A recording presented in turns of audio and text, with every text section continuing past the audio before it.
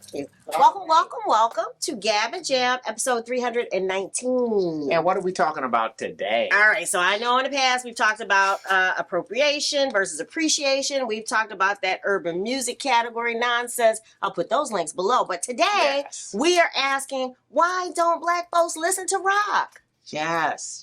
So that kind of was a topic I think we got from seeing a post from Living Color, on right? X, yes. Yeah, where basically they posed that question, right? You know, how come black folks don't listen to rock? Right.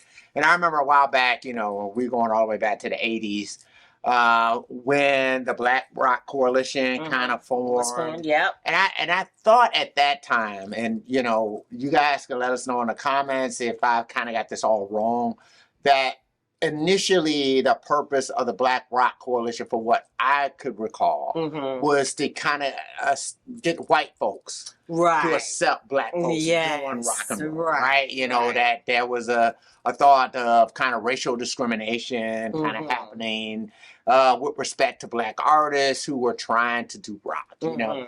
And that was kind of on the heels of, like, in 1983, circa 1983, when MTV was refusing to play black artists. And you guys can look at, I think Mark Goodman was interviewing David Bowie, and he had asked the question, you know, probably unfairly, of Mark Goodman, putting him on the spot like that, you know. Trying to get it in the ethos. And then, you know, famously, Walter Yittenkopf, who was the president of CBS Records, in order to get Billie Jean played on MTV, threatened to remove all of CBS Records' music videos from MTV, and finally, voila, Michael Jackson was put on MTV. And that opened the door, minuscule floodgates of Prince and Michael Jackson kind of basically jumping onto MTV. But after that, you know, you did start to see success from artists such as Tina Turner, who kind of did that. And then later down the road, we saw Tracy Chapman get, you know, early success on MTV, and then Living Color, and maybe you can say Terrence Trent D'Arby, and some, you know, other black artists who kind of infiltrated MTV. But it still kind of brought the question, really, is that Living Color, Tracy Chapman, I think to some degree Tina Turner, Lenny Kravitz, Seven Dust, King's X, who also got a little bit of play, I think, in the 90s, maybe late 80s, on MTV, that these, although some of the groups that I named were fronted by black people, never really got any traction on black radio. You know, Hootie and the Blowfish. I think there are black people who probably know of Darius Rucker, but doesn't really know his music. You know, same thing with Lenny Kravitz. I think there are people who, of course, know who Lenny Kravitz is, you know, and probably look up to Lenny Kravitz, but have no clue as to that's what you were asking. How many American blacks have bought it, listened to it, or gone to see it? That was and so how, you know, and we've gone to these artists all the time. You know, and Seal's another one. Who and we're talking about American blacks. We're not talking about worldwide. And these are just concerts we've gone to.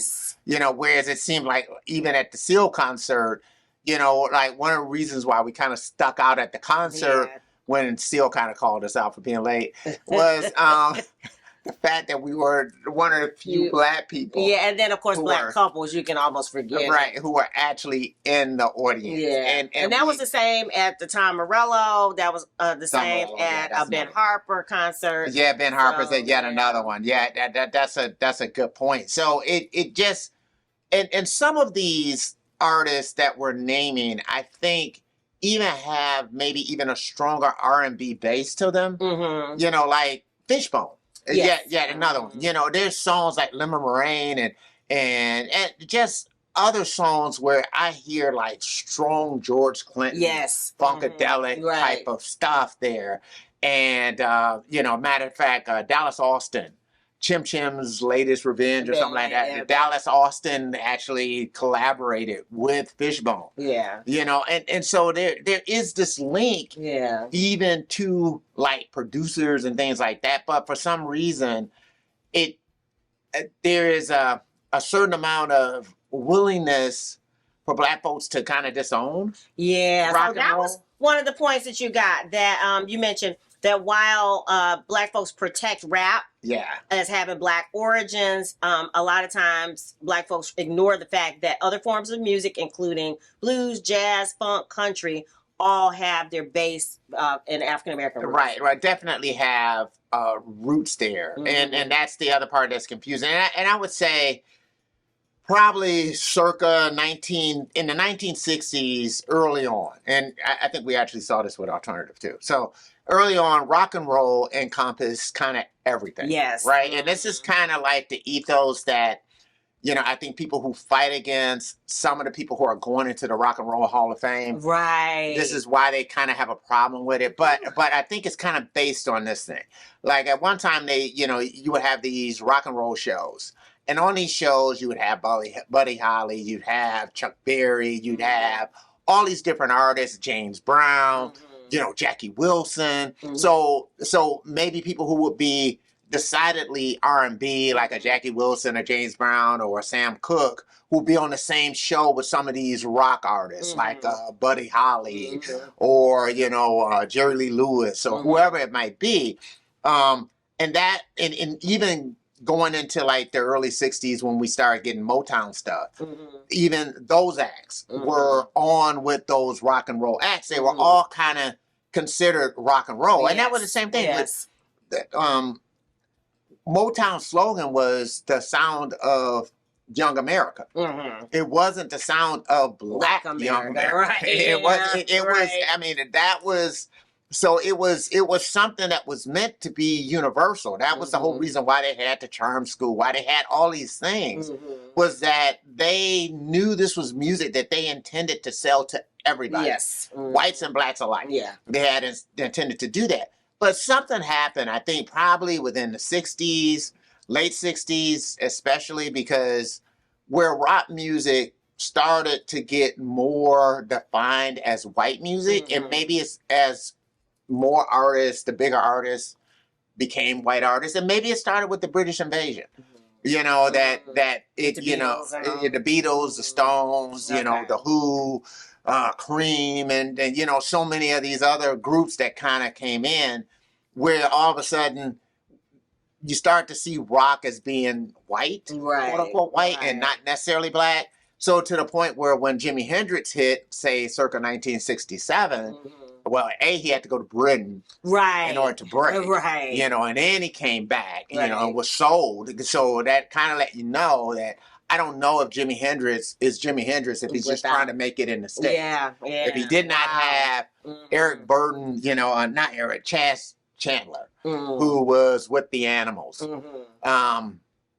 If he wasn't working as his manager and then took him over to Britain and basically got the British rock and roll royalty to kind of say, hey, this guy is great. From the Beatles to the Stones, and everyone, Eric Clapton, Peter Townsend, all these people kind of said, oh yeah, this guy is it. Jeff Beck, all these guys. So if they hadn't gotten that, I don't know if Jimi Hendrix breaks. But when he does break, one of the issues that Jimi Hendrix had was trying to connect with his Black audience.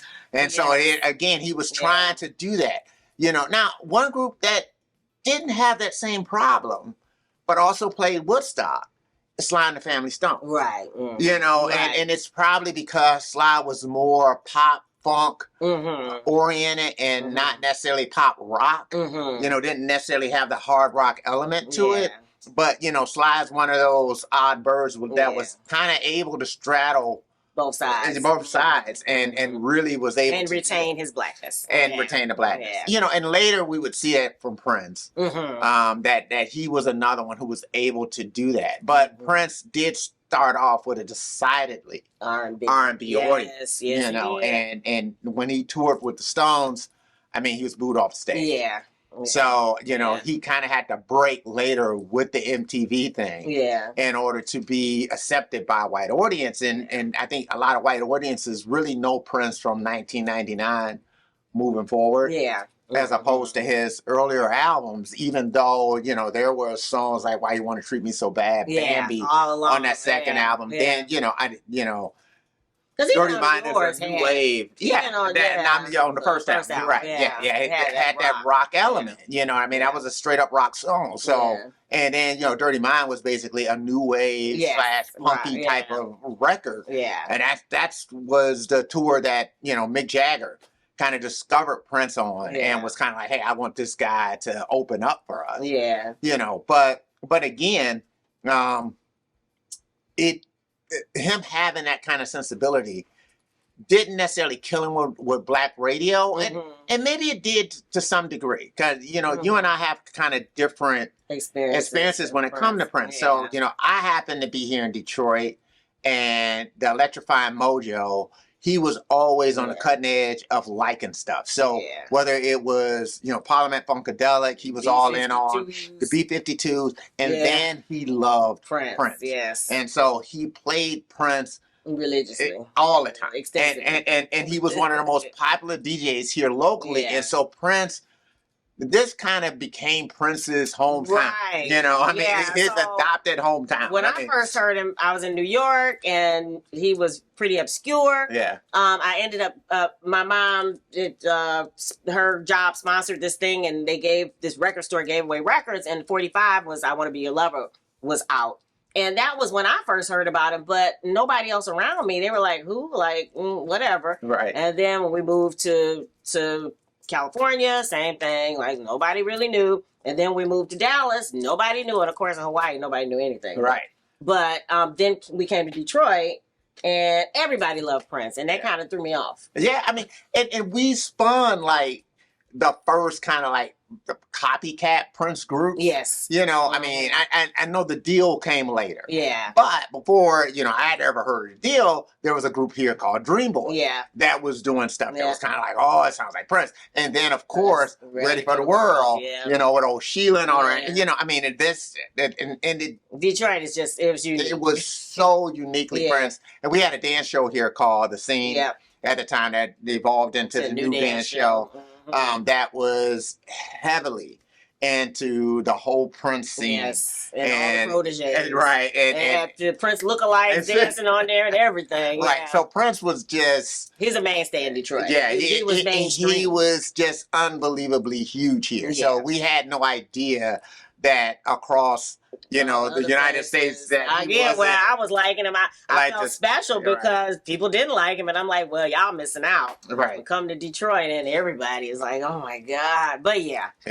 So that was one of the points you made before, that people don't even really know that the banjo is an African instrument. Yeah. But how many blacks play it? If it wasn't for the Rhiannon Giddens, yeah. That, and they make it seem like there's something weird about her playing it. Yeah.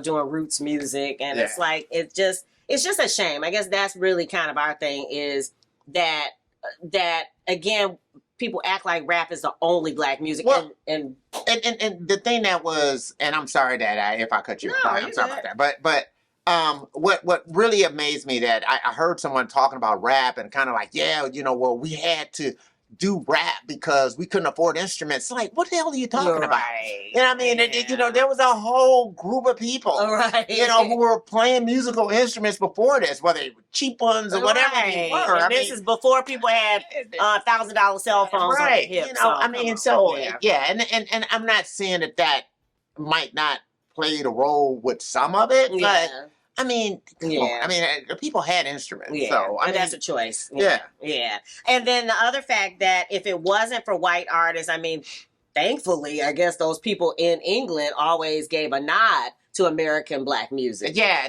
there was that. So there was that fact that they would take people like Howlin' Wolf, Buddy Guy, and put them up there. Or the Rolling Stones were kind of known for doing that with black artists, like Stevie Wonder touring with the Stones, and that's the Ray Parker Jr. was, I don't know, 13, 14 years old, however he was, but, another prodigy here from Detroit. Yep. Yeah, who was on tour with Stevie Wonder and really didn't have no idea who the Rolling Stones were when he was on tour with them. But, yeah, it's that type of exposure that, and maybe there was a certain amount of guilt as far as feeling like there was a certain amount of appropriation that they had done. Maybe that's what led to it. But whatever it was, that there was a certain amount of appreciating the fact. Yeah, and acknowledging, not just appreciating, but actually calling attention to the fact that they were basically redoing blues songs a lot of times. Yeah, especially Led Zeppelin. Yeah. So, I mean, so there's a lot of that. But it still just brings the thing of why does it appear, and I know since, I was a kid, that Black folks just seem to be comfortable relinquishing whatever ownership that they had of rock and roll music. Rock, blues, jazz, all of that. And then like now funk, funk kind of lives in this new place that's kind of sitting on the white side of the fence. You know, I'm not saying blacks don't like it, but I don't see it as much in the up and coming generations. Whereas rap, again, they're very protective. Very protective. Anybody that does rap. And again, I'm not asking that we have that. Right. This condition that requires. Yeah, because I really have an issue with that aspect of it, is that I do think music is kind of a universal language. Yeah. And so the fact that other people kind of grab stuff from different cultures, use it, make music with it or whatever else, I do think that, that to me is powerful, and I think we need to encourage that. Yeah. At the same token, I think people do need to be educated. Yeah. And maybe that is part of it. Yeah. I think that may be part of what our onus was to do the episode. Yeah. Is to say that maybe people didn't realize that at one time it was all called Black music. I'm saying even back with the jazz and the young white kids coming out to watch Black performers play it, that was one of the criticisms, like they're going to hear that that Black music. Yeah, but I think it's like who was that white man a long time ago who was, they called him the king of jazz, because and that or Benny Goodman, and that or Elvis Presley called the king of rock and roll, that there is this that people kind of get upset about when that happens, when the national media says that. But, I was reading a book on Duke Ellington, and Duke Ellington actually liked Paul Whiteman. So it's like he actually liked what he brought, to it. And that was the whole thing. It was sort of like with a lot of these guys, when it just came them just being musicians and things like that. And I think even Whiteman in his way did a lot to acknowledge where this stuff came from. Yeah. Or what happened, and I think musicians understand that, just by and large, that I do think that most musicians kind of get that part of it. So, but it's just odd that it doesn't trickle down, into a national daily narrative. Cultural narrative. So it's really a cultural question. Like, why? What is this? All this lost music. That's genre upon genre upon genre. That seem to be quote unquote lost to Black audiences. And right. Whereas again, rap, they're very, there seems to be this constant regulation of and cultural regulation of the public. Keeping that, and keeping hold of that, that we seem to be fine if there are more white kids who know who Charlie Parker is and Dizzy Gillespie is, but it would be different if they didn't know who LL Cool J is, right? And I do admit to that is one part, even for the rap part, that I think there's some kids that don't even know that he was a rapper. Yeah, right. I think he's just an actor, right? And don't quite know that part of it. So it just could be just being blind to history, and just needing to educate more. Yeah, I mean, but if we're off base on this, or if you have a different view on this, or feel differently about it, if you have some insight that we hadn't, considered in in our discussion? Because I used to always hear that. You know, you're playing that White quote white boy music. music. Yeah. You know what I mean? Yeah. Why are you playing that white boy music? Why are you doing? Right. You know, and it's like, what are you talking about? Right. You know, I mean, this is just music, but. Yeah. You know, that's something that, you know, I think we had kind of growing up. Yeah. And it just seems like it still hasn't quite changed. No, I don't think it I is. mean, it even though I will say this, that there are certain rap artists who are incorporating more rock elements to what they do. Yeah. You know, so, I mean, that I think is encouraging. Yeah. You know, that you kind of see that. Or just bringing more of an artsy sensibility to what they do. Yeah. You know, I mean, Tyler, the Creator, pops in my mind as one of those types of artists that's doing that, you know, Lil Wayne and some of the rock stuff that he does. Yeah. So, you know, you're seeing that aspect of it, you know, I mean, and maybe that's a thing that as it grows. Yeah. You know, but the thing I think that scares me the most is that with the advent of AI, and the oversimplification of music. I think that's the one scary aspect of AI, is that as you dumb things down, it becomes easier for AI to replicate what is quote unquote good music. Yeah. You know, because because it gets dumbed down to such a point where the creative human element is missing. Yeah. You know, and so AI can easily replicate that aspect of it, and maybe even do it better than the humans who are trying to do it. So that's the thing that kind of scares you, you know, about that. And that's up to, again, we were talking about that before. It's up to the public. Yeah, you know, to demand more. Right. Yeah, it's always up to the public to say, hey, now I want this. Right. If you say you don't want it, then again, it will die on the vine. Yeah, it will. So, yeah. All right, what do you guys think? Again, we'd love for you to add to the conversation. Drop your comments below. And what else? What else we got? Obtanium Flow. Obtanium Flow. Do we got a live stream coming up? Yes, January 12th. January 12th. Yep. Okay. All right. So 7 p.m. Eastern time. Friday night. It's going to be the video premiere of Daylight music video from Obtanium Flow. Great. All right. If you dig the vibe and you want to be a part of the tribe, be sure to subscribe and make sure that you comment on this. Let's hear from you. Yeah. We're wishing you love, peace, and chicken peace.